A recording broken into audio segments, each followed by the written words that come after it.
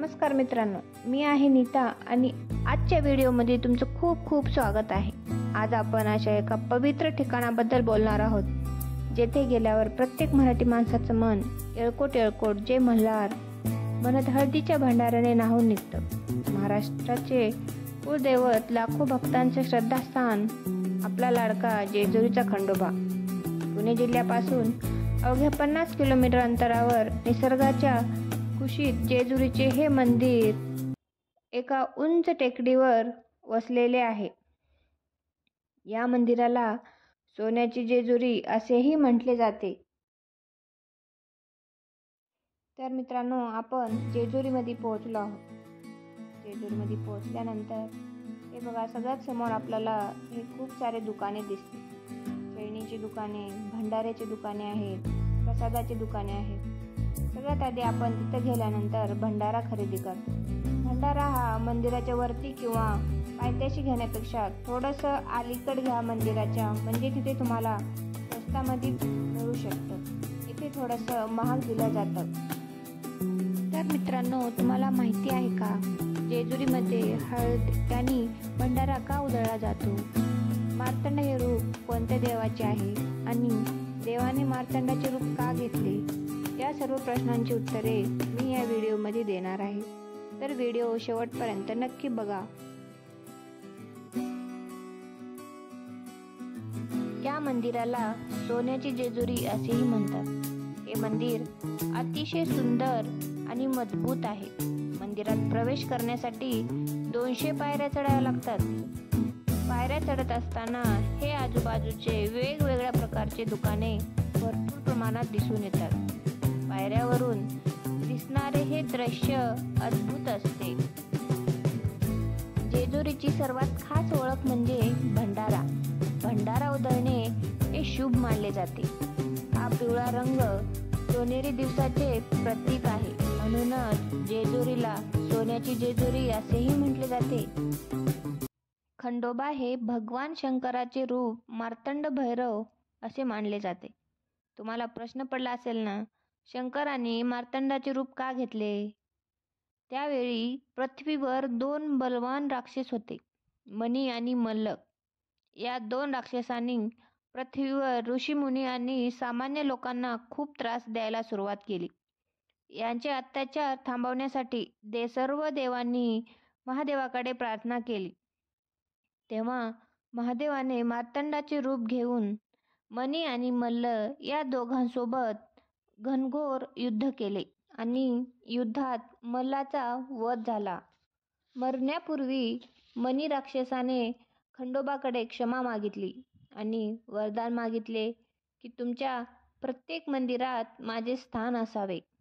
खंडोबाने त्याला वर दिला। त्यामुळे आजही जेजुरीच्या मंदिरात खंडोबाबरोबर मनी आणि मल्लाचे अस्तित्व मानले जाते।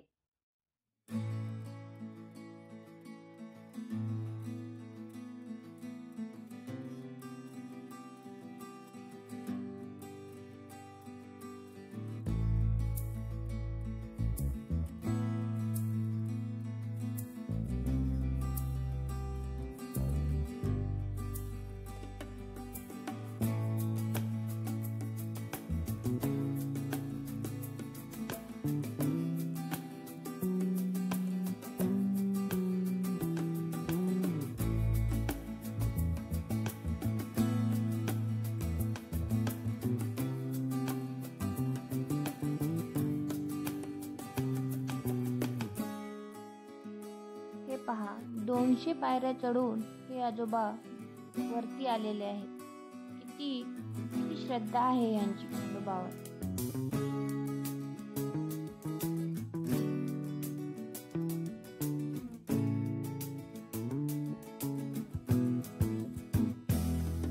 तर मित्रांनो, आपण फायनली सोन्याच्या गडावर पोहोचलेलो आहोत।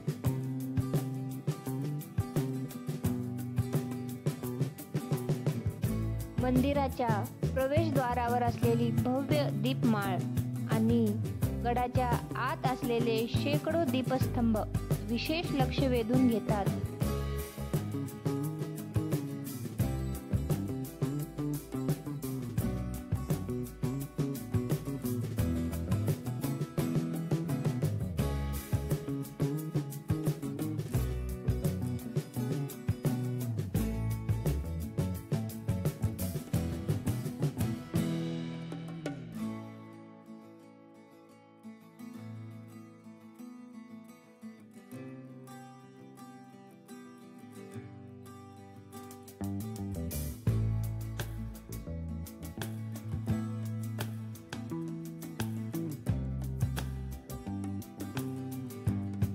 येथील महत्त्वाचा उत्सव म्हणजे चंपाषष्ठी आणि सोमवती अमावस्या. सोमवती अमावस्येला खंडेरायाची पालखी कऱ्हा नदीत स्नानासाठी जाते. जेजुरीचा खंडोबा हा केवळ देव नाही, तर तो महाराष्ट्राचा एकता, शौर्य आणि श्रद्धेचे प्रतीक आहे. हा प्रमुख उत्सव मार्गशीर्ष महिन्यात साजरा केला जातो. या दिवशी देवाची मोठी यात्रा भरते. येथे नवस पूर्ण झाल्यावर नारळ भंडारा मोठ्या उत्साहाने अर्पण करतात.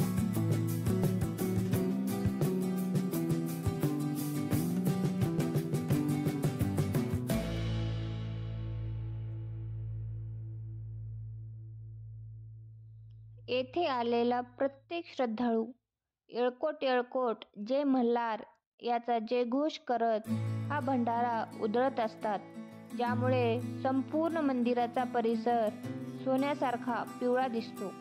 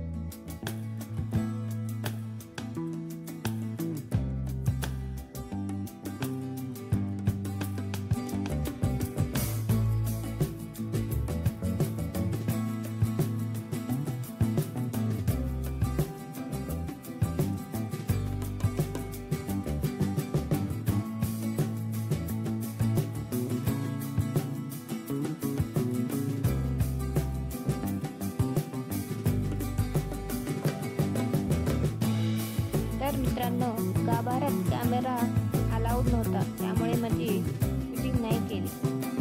गाभाऱ्यात आल्यावर खंडोबा आणि त्यांच्या पत्नी महसा आणि बानाई यांचे सुंदर मूर्तीचे दर्शन होते. मंदिरात पेशवेकालीन घंटा, जुन्या तलवारी आणि इतर ऐतिहासिक शस्त्रे जतन केलेली आहेत. विशेषतः दसऱ्याला येथे तलवार उचलण्याची स्पर्धा आयोजित केली जाते.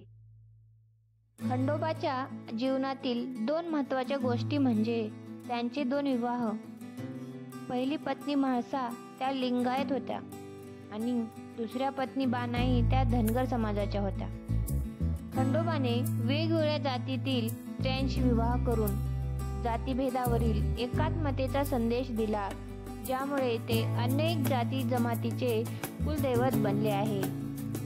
मित्रांनो, जेजुरीचा खंडोबा हे फक्त एक मंदिर नाही, तर ही महाराष्ट्राच्या श्रद्धा आणि शौर्याची गाथा आहे. इथे आल्यावर मिळणारी ऊर्जा आणि भक्तीचा अनुभव हा केवळ अविश्वसनीय असतो. एकदा तरी या सोन्याच्या जेजुरीला नक्की भेट द्या. तर मित्रांनो, हा व्हिडिओ तुम्हाला कसा वाटला हे कमेंटमध्ये नक्की सांगा.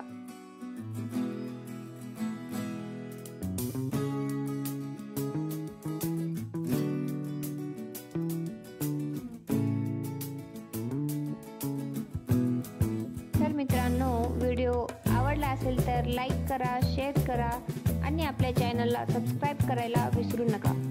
येळकोट येळकोट, जय मल्हार.